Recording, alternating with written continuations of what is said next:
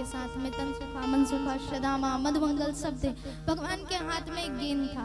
सोचा, सुन रखा था कि इस कालीदाह में, जो यमुना के किनारे लगी हुई एक छोटा सा जलाशय था, कि यहाँ पर एक विशाल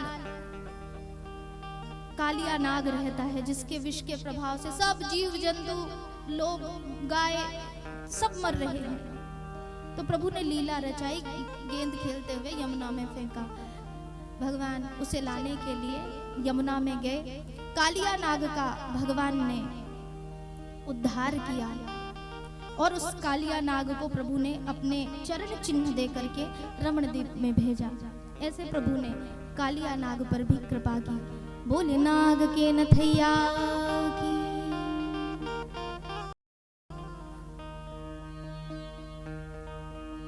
कंस के द्वारा बार बार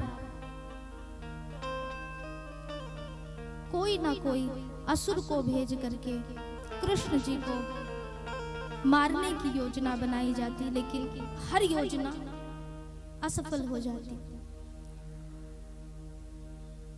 भगवान श्री कृष्ण नंद बाबा जी के पास पहुंचे। नंद बाबा जी इंद्रदेव की पूजा की तैयारी कर रहे थे। लाला ने पूछा, बाबा आप क्या कर रहे हैं? कहा, अपने इंद्रदेव की पूजा की तैयारी कर रहा हूं।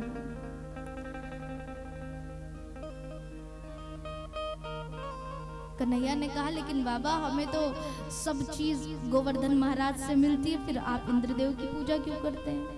इस बार से हम गोवर्धन भगवान की पूजा करेंगे, इंद्रदेव की नहीं। बाबा ने लाला की बात स्वीकार कर ली। माता यशोदा नंद जी ने कभी भी कन्हैया की कोई ऐसी बात नहीं हुई होगी जिसे अस्वीकार किया होगा। हर बातों को पूर्ण करते थे, हर बातों को मान गए। कहा चलो ठीक है। गोवर्धन भगवान के पूजन करने के लिए पहुंचे महाराज। इंद्रदेव जी रुष्ट हो गए, जैसे कल रुष्ट हो गए थे ना। वरुण भगवान और वर्षा हुई, खूब वर्षा होने लगी, खूब वर्षा होने लगी। पूरा आनंद गांव जलमग्न होने लगा। सबके सब तो लेकिन गोवर्धन महाराज के पास थे, गोवर्धन पर्वत के समीप में थे। सो भगवान ने सबको बचाने के लिए क्या किया, गोवर्धन पर्वत को अपनी छोटी उंगली में उठा लिया भगवान ने। अच्छा देखिए, कभी भी ना भगवान अपनी प्रभुता को प्रकट नहीं करते हैं, अप्रगट रखते हैं हमेशा।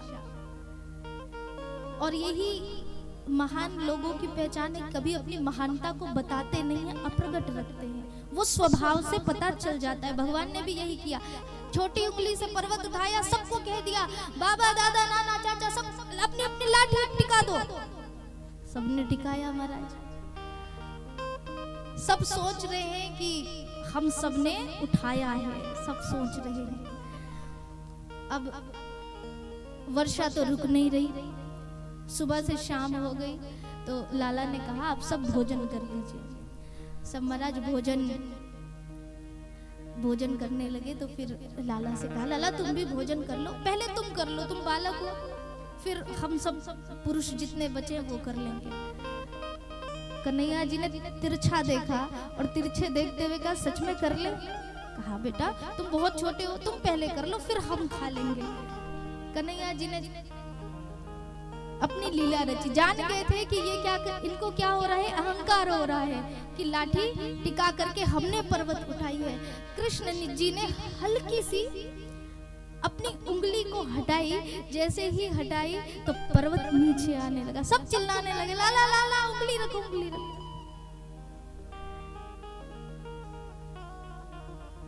प्रभु ने उठाया है, उठा करके रखा है।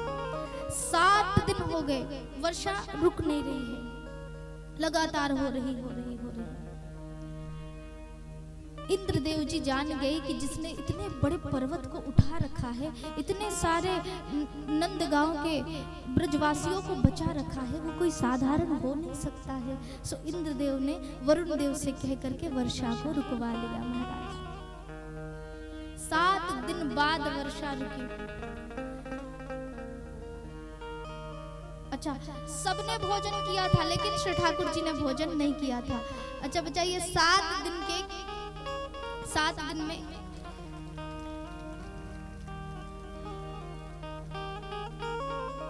एक दिन में कितने पहर होते हैं बताइए? एक दिन में कितने पहर? 4 ना। वो तो दिन के हुए। और उसी एक दिन और रात में कितने पहर होंगे? 4 4 8। तो इस प्रकार से दिन और रात को मिलाकर के 7 दिन का भगवान कृष्ण जी को 7 8 56 और 56 प्रकार का भोग भगवान श्री कृष्ण को लगाया गया। तभी से महाराज श्री कृष्ण जी को 56 प्रकार के भोग का प्रसाद जो है वो चढ़ाया जाता है। तो ऐसे भगवान ने गिरवर को उठाया, गिरधारी नाम भगवान का हुआ। बोले गोवर्धन महाराज की, बोले गिरवरधारी भगवान